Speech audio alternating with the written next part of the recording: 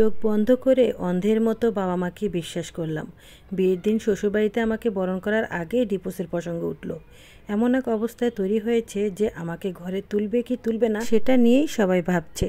আজকের এই খুশির দিনে আমার যে এতটা দুঃখ পেতে হবে সেটা আমি কল্পনাও করিনি। মেয়েদের জীবন বড়ই অদ্ভুত। এই প্রথম ধাক্কাটা যে আমি কিভাবে সামলাবো সেটাই বুঝতে পারছি না। আজকের এই সমস্যাটা তৈরি হয় আমারই জন্য, কারণ আমার বিয়েতে আমার গলায় যে হারটা দিয়েছে এই হারটা নাকি আমার হাজব্যান্ড দেয়নি। এই হারটা হচ্ছে আমার ছোট ননদের। আমার স্বামী পরিবারের বড় ছেলে, খুব ভদ্র অমায়িক মানুষ। শুনেছি সংসারের জন্য খাটতে খাটতে তার জীবন শেষ। আমাকে বউ সাজানোর জন্য হারটাও দিতে পারেনি। বউ সাজিয়ে এনেছে আমার ছোট ননদের গলার হার দিয়ে। আমি কিন্তু এসব কিছুই জানতাম না। আমাকে যে গহনাগুলো পরিয়েছিল বিয়ের দিন, আমি ভেবেছি সেগুলো আমাকে দেওয়া হয়েছে।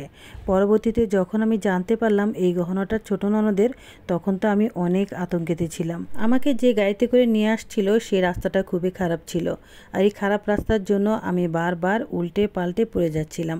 আমার সাথে সবাই এরকমই হচ্ছিল।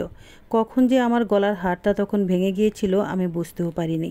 যখন আমাকে শ্বশুরবাড়িতে এনে বধূবরণ করবে, তখনই হঠাৎ করে আমার স্বামী আমার গলার দিকে তাকিয়ে বলল, আরে তোমার গলার হারটা তো দুভাগ হয়ে আছে। সাথে সাথে আমি হাত দিয়ে দেখলাম সত্যি দুভাগ হয়ে আছে। আমি টেরও পাইনি। তখনই আমি বললাম, থাক অসুবিধা নেই, এটা তুমি জোড়া দিয়ে দিও। তখন আমার স্বামী উঠে বলল, আরে এটা তো আমার হার নয়, এটা তো আমার ছোট বোনের হার। তখন এসে আমার গলা থেকে হারটা খুলে নিচ্ছিল আর বলছিল, ভাগ্যিস হারিয়ে ফেলোনি, তাহলে যে কি উপায় হতো। তারপর তিনি হারটা নিয়ে তার ছোট বোনের কাছে ভেতরে চলে গেল আর গিয়ে বলল যে হারটা ভেঙে গেছে, কোনো কারণে বুঝতে পারিনি। থাক বোন, চিন্তা করিস না, আমি তোর হারটা বাজার থেকে জোড়া লাগিয়ে আনবো। কিন্তু ভাইয়ের এই মায়াবী কথায় তার কোনো কাজই হয়নি। আমার ননদ গিয়ে বাড়ি মাথায় তুলেছে। প্রথমে আমার শাশুড়ির কাছে নালিশ করেছে, তারপর ঘরের সবার কাছে আমি নাকি অপায়া অলক্ষ্মী। ঘরে ঢোকার আগেই তার সোনার হারটা ভেঙে ফেলেছি। আমাকে দিয়ে নাকি এই সংসারে কোনো শান্তিই হবে না, এমন বউ না রাখাই উচিত। আমি প্রথমে এই বিষয়টা স্বাভাবিকভাবে নিয়েছিলাম, কারণ এরকম দুর্ঘটনা হতেই পারে। কিন্তু আমি বুঝতে পারিনি আমি যে বড় ধরনের একটা অপরাধ করে ফেলেছি। ছিলাম তো গাড়ির মধ্যেই, আমাকে নামানো হচ্ছিল না। ঘরের মধ্যে খুব চিৎকার চেঁচামেচি চলছে, বাইরে থেকে এগুলো শোনা যাচ্ছে। আমার সাথে আমার চাচাতো বোন আর আমার একটা নিজের ছোট বোন এসেছে। তারা একটু এগিয়ে গিয়ে শুনতে পেল আমাকে নিয়েই সব কথা হচ্ছে। আমার ননদ নাকি খুব কান্নাকাটি করছে, তার হার ভেঙে ফেলেছি, তার বাপের ঘরে ওঠার আগে তার জিনিস নষ্ট করেছি। এখন আমি নাকি তাকে কোনো দিন সহ্য করতে পারবো না। আমার মতো অপয়া বউ নাকি সংসারে রাখাই উচিত না। যদি আমাকে এ বাড়িতে উঠানো হয় তাহলে আমার ননদ নাকি আর কখনোই আসবে না। এদিকে আমি আমার বোনকে ডেকে জিজ্ঞেস করলাম, তোদের দুলাভাই কই? ওরা বলল উনি মাথা নিচু করে বসে আছে। আসলে কি জানেন, হারটা খুবই নর্মাল, একদমই অল্প সোনা ছিল। যখন আমাকে পরানো হয়েছিল তখন আমার বাবার বাড়ির মানুষগুলো মনে করেছিল এই হারটা আমাকে দেওয়া হয়েছে, তাই সেটা নিয়ে অনেক সমালোচনাও করেছে, কারণ হারটা ভীষণ চিকন ছিল। সেই হার আমার গলায় ভেঙেছে, এটা আমার দুর্ভাগ্য। এটা নিয়ে তারা যা করতেছে তা দেখে আমার খারাপ লাগতেছে।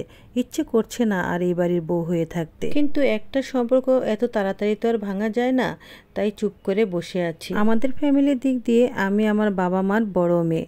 আমার বাবা নেই। আমার আম্মা সবসময় চাইতেন একটা ভালো ছেলের সাথে আমার বিয়ে হোক, যেন তিনি মরে গেলেও শান্তিতে থাকতে পারেন।